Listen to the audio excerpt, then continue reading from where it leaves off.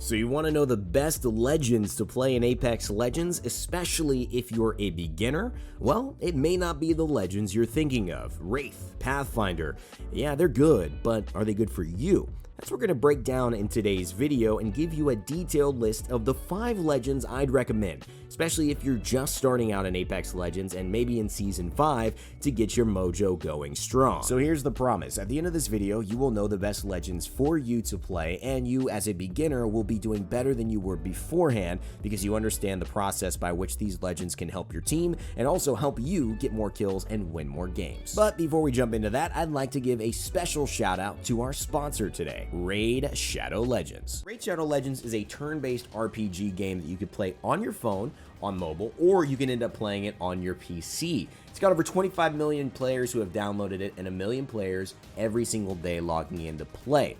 And a very active community as well, which to me was very engrossing because I started figuring out that this was not an easy game. I woke up on Friday, had 2 hours in a row of grinding the campaign, and then I ended up realizing that I was losing. My guys were not where they needed to be. I needed better champions, better equipment, and you can go to the Discord, you can check out the thousands of videos that they have online on YouTube every week published that give you tips, give you tricks, and allow you to outfit your champions with the best artifacts so that you don't end up like me, losing. You don't end up losing to these things like this, man. Facing defeat is not what I want to see when I jump into Raid Shadow Legends, but that just shows how difficult it can be at some of the higher levels, and why I found myself interested was being able to outfit them with the right artifacts and really make choices that impacted my gameplay and made me feel like I was doing something important when I chose the right position, squad, or equipment to put on my champions. If you guys want to get involved, make sure to check it out in the link in the description below. There's a new player reward which gives you 200,000 free silver and also a new champion called Grinner that I haven't even gotten that is an undead, and he's better than some of the champions that I've got already. So make sure you check it out for the next 30 days. That promotion's running, and of course all your info and where that is given will be in your inbox where you can claim all those rewards. Thanks so much for watching this one. Thanks to Raid Shadow Legends for sponsoring this video. Make sure to check it out and download it and let me know what you think. Without further ado, let's get into it. Number 5. Bloodhound.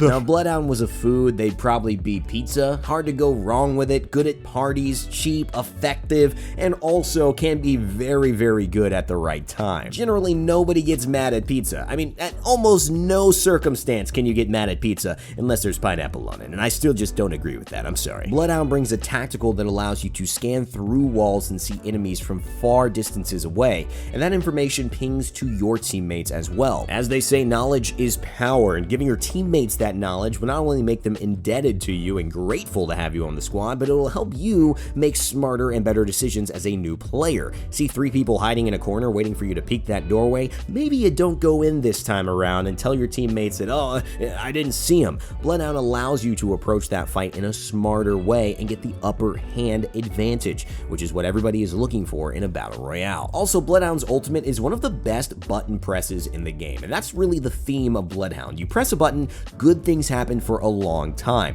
The scan, the Eye of the Allfather, gave you the vision, and his ultimate, Beast of the Hunt, allows you to have the constant red sight, almost thermal-like vision to highlight enemies on the map and make them very clear so you can aim your shots better, but also the 35% movement speed to allow you to get into a fight faster, join your teammates if they're far away, or run away from enemies who might be chasing you who are now not able to catch up. So, to summarize, Bloodhound provides a lot of value for very little effort. Press Q, press Z, and you've got great things happening for not only you and your team. You're giving intel, you're tracking opponents, and you're getting away or into fights, especially if you find yourself lagging behind because your movement isn't up to par as a new player. As a con, Bloodhound doesn't provide burst mobility, which is important at higher levels of play, and in later game circles, you won't have any ability to be defensive, as Bloodhound is purely a intel and offensive style legend, but it will be very fun and very effective for new players to help their teammates along the way as they're learning. Number 4. Loba. Now, Loba has some of the best qualities for any legend in Apex Legends. She's got mobility, she's got potential to get vertical with that mobility, and she also provides a lot to her team. But some of those things that make her a great legend for all levels also make her exceptionally valuable for beginners just learning the game. Loba's ability that is valuable for all levels is called Burglar's Best Friend, which allows her to throw her bracelet and teleport to hard to reach places. That means you can teleport into a building, you can teleport behind it, you can teleport across the map, you can teleport to a high building, giving you a vantage point or some respite from a fight that you might not have wanted to get into. Most new players get caught not really knowing how to move, especially in the middle of combat, and having some ability that you could just throw in a direction and move that way quickly and effectively is what makes Loba really good for newer players. But that's not all, Johnny. No, I mean, in Apex Legends, there are more facets to why a character is good, and one of them is how they look, because in-game models as to how you can hit a legend, whether bullets will hit them,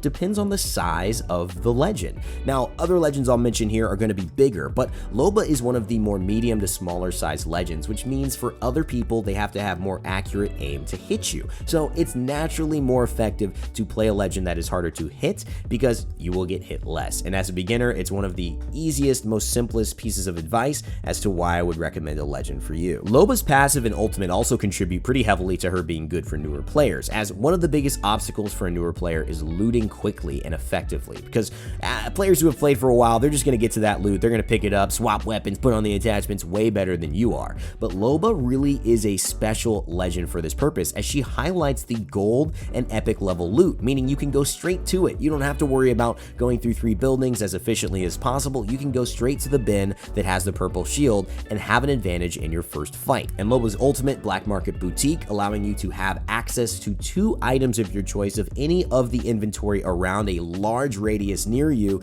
makes it very effective to loot the weapons you like or higher level options for your attachments or for your shields.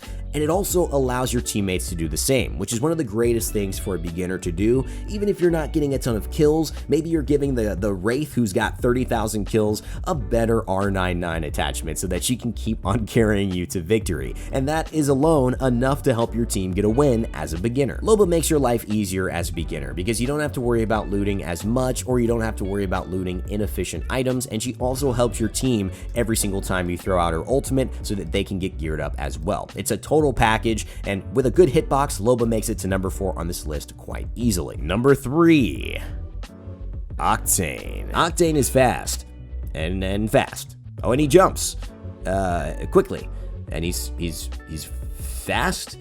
And well, that's really it. Octane wouldn't be a thinker. He's not really an Aristotle of Apex Legends. He's more of just a run and gun kind of guy. And when you are a beginner, it's one of the best qualities to have because that's really all you're going to be doing as well. As you learn the lineups of the legends, as you learn their abilities, your matchups, the map, the 2 maps, you're going to need some characters that are just simple. And Octane is one of the best legends for beginners as he just provides a simple formula for winning. Run fast, jump high. His ultimate, which is a launch pad, allows you to move your teammates across the map and yourself by jumping high, getting to hard to reach places, but also moving quicker over distances than some of your opponents. And his Q, his tactical ability, is called a stim, which allows you to inject yourself with his own little stimulation drug and move faster for several seconds. This is great when running away, it's great when catching up to someone, and it's great in the middle of a fight, as usually when you're using weapons, you slow down when you are aiming down your sights, trying to be more accurate. Octane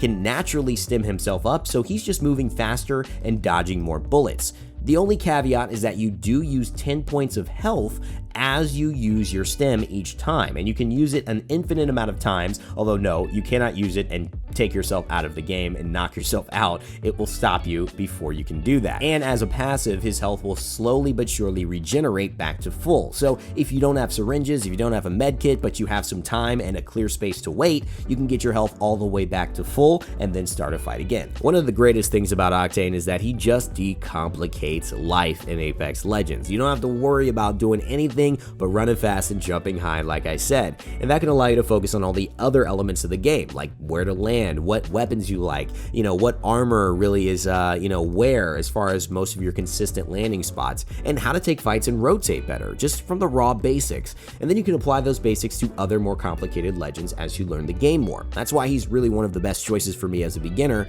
and why he's really fun to play, especially if you don't want to, work too hard and you just want to kind of go out there, have some fun, and get aggressive in your fights. So very simple, very fun, very fast, good movement, but obviously a little bit of a con as far as not contributing much to the team except his jump pad, as well as not really being able to be defensive or too valuable in late game circles aside from moving quickly.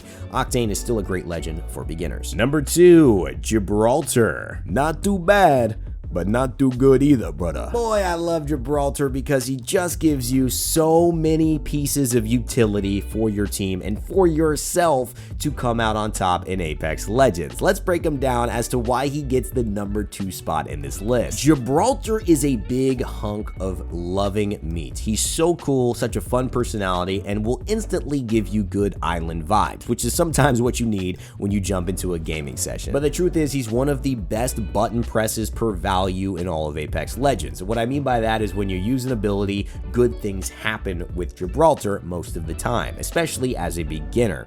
When you use his tactical, his dome shield, you give you and your team instant cover anywhere you are. So you get into a bad spot, maybe playing inexperienced, your rotations aren't good, throw that dome shield down and you have a bit of safety to collect yourself and of course go back into the fight with a stronger plan than you had. You also get some insane value inside the dome as well, meaning you can shield and heal yourself 25% faster while in the dome, and you can revive your teammates faster as well. The reason I include this is because so many people actually instantly go to revive teammates when they're new, whether it's a good time to revive or not. But if you throw your dome shield down, you more than likely as a newer player are setting up a safe revive for you and your team, which means that even if it isn't a safe revive normally, because of your shield, you might be able to get it off and then get your teammate back in, which could completely change the dynamic of your fight. Gibraltar also has a great bit of room for error, meaning that he has some passive abilities that allow him to be worse than you in a fight and make more mistakes, but still come out on top. One of them being Fortify, which gives him 15% damage decrease to the bullets that you shoot at him. So all the damage you're normally doing, take 15% off of that when you're fighting Gibraltar. He also gets a thing called a gun shield, which gives him 50 extra damage that he can absorb. But the strong thing about it is that even if there's 1 damage left on that shield, 1 out of 50, and you shoot 150 damage into it with a big sniper shot, it absorbs all of it with that 1 remaining damage, meaning Gibraltar has some really good wiggle room to avoid some big damage from you that you think is going to work and still be alive to fight you. Last but not least, his ultimate is one of the most powerful ultimates in the game, doing a ton of damage, covering an entire area in a circle, and making it so you cannot stay on high ground and you cannot stay involved in a fight unless you want to die while standing in there. It's great distraction, it's great peel for your teammates, and it's great when you throw your dome shield down, then throw your ultimate, because everyone will have to either run through your ultimate to get to you in your safe shield, or they will have to be willing to give you guys time to heal up and be safe and then start fighting again when you're back at an even playing field. Gibraltar is a very high level pro legend for a reason. All of his abilities provide insane value for you and your teammates, and just using them usually turns the fight in your favor, or at least makes it even again, which is why he ranks so high for beginners, as anything that you do with him will usually provide great value to you and your teammates. He's great early game, mid game, and late game, and also he scales really well with higher level shields as well as good sniping from range, because he can out-trade people with his gun shield as well as his extra Fortify passive when they're trying to poke at him. Ultimately though, he does have a bigger hitbox, which is really his only con, and really the only thing to look out for is people will be able to land their shots a little easier on you, but overall he's still one of the best legends in the game and the best legend for beginners aside from one other that I'm mentioning right now. The number 1 best legend for beginners in Apex Legends is Lifeline. Come get your package. And when I say that, I really mean it. Lifeline drops a care package into the game that gives you and her teammates loot for days, as well as her ability to passively open those blue bins that are strictly for Lifeline to get extra gear. You will find that you and your team are outfitted more successfully more often than not when a Lifeline is on your squad. But screw the passive elements of why she will usually be more geared, or at least evenly geared with other players in the lobby. She has some things that are just pure stat values that make her better than you. Let's start off with her healing. Healing is a huge value aspect in a game like Battle Royales, where you need health and if you lose all of it, you die. Lifeline is a drone of compassion which allows her to heal herself and her teammates on a relatively short cooldown, giving her the ability to not have syringes or medkits, but still even out her health pool back to 100 when she needs to. Lifeline also has one of, if not the strongest passive in the game, which is she heals with medkits, syringes, shield batteries, and shield cells 25% faster than all other legends, meaning that if you shoot her for 50, she shoots you for 50, she's going to be out 25% faster from healing to full and able to push you while you're still healing. This gives a huge advantage to Lifeline players in duels, but also in just getting back to full before the ring moves or before rotation happens that they need to use in order to get to a safer spot on the map. And it's not even just that, she also has one of the best revives in the game, which makes her completely safe from one side as she uses a nice shield to block any incoming damage as she quickly revives a teammate. Now, this doesn't mean that that teammate is back involved in the game quickly, you could still wait it out, but Lifeline more often than not is going to get that revive off as it's faster and it's fully protected with a shield from one side. If she then puts her Drone of Compassion heal, that can get that teammate back up faster, and what happens is, more often than not, you get your teammates up in a fight as a Lifeline than any other legend in the game, except maybe a Gibraltar. Listen, Lifeline is one of the winningest characters in all of Apex Legends, confirmed by the designers for a reason. She has base stats that allow you to heal your team better, revive them better, heal yourself better, and be harder to hit, which all contribute to a character performing better in a battle royale, especially a team-based battle royale.